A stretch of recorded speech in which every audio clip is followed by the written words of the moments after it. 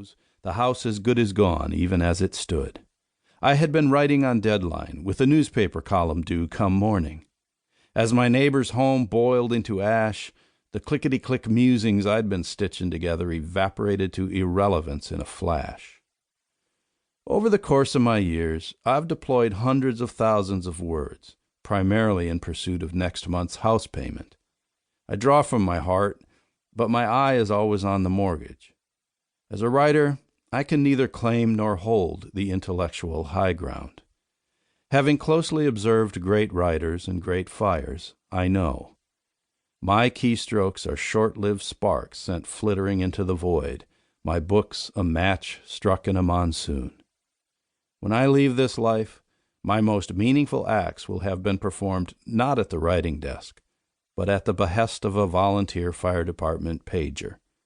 And even then I am frequently party to a team presiding over defeat.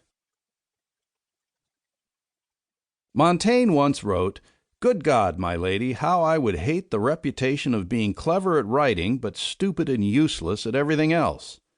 Yeah, buddy.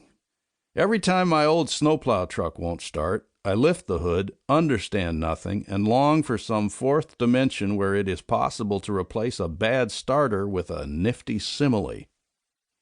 I come from a family of eminently practical people, most of them equipped to perform fundamental functions along the lines of heavy machinery operation, projects involving electricity on purpose, the design and production of roads and basements and cell phone cases and hay bales, military service, and so on, whereas I peddle words and three-chord songs.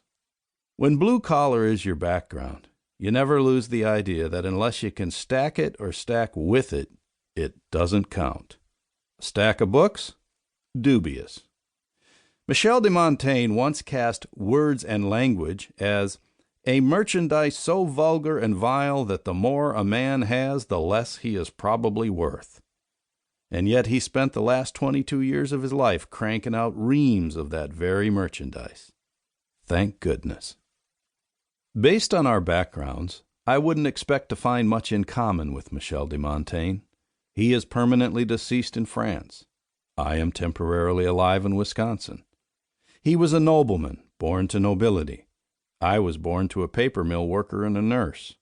He was privately tutored in Latin from the age of 2 and enrolled in the University of Toulouse to study law when he was 14.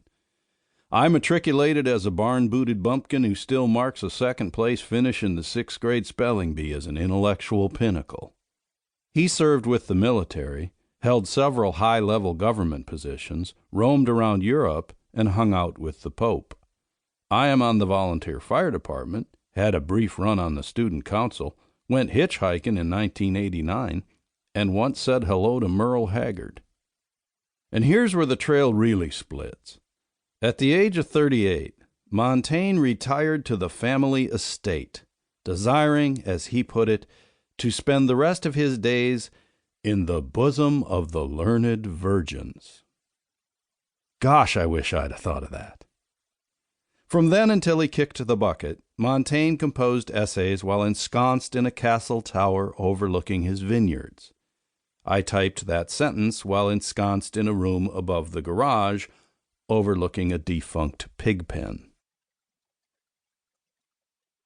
Over the course of 107 essays, Montaigne's writing wrestled with humankind's universal biggies: freedom, power, religion, the nature of existence, and he regularly supplemented his observations with quotes from the likes of Homer, Cicero, and Lucretius.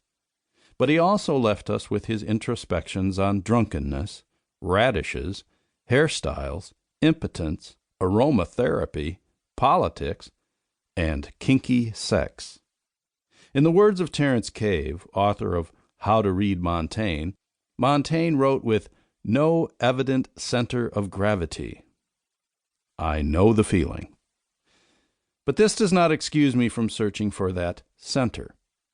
Ta-Nehisi Coates, a man whose writing does not flitter, says his only responsibility as a writer is to interrogate my own truths. The vibe of that line reminded me of Montaigne's observation that a man wishing to address his own contradictions must look